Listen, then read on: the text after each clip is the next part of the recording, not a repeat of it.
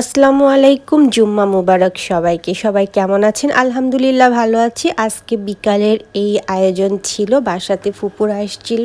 তো ফুপুরা প্রায় শুক্রবারেই আসে, তো ওনাদের জন্য সামান্য কিছু আয়োজন করেছি। খাওয়াটা তো আসলে মেন না, মেন হচ্ছে গল্প আড্ডা। তো আয়োজনে ছিল সেমাই, পেয়ারা মাখানো, কেক এবং হচ্ছে পপকর্ন আর আইসক্রিম, চকলেট। আর ড্রিঙ্কসটা আমি একটু অন্যরকম করছি।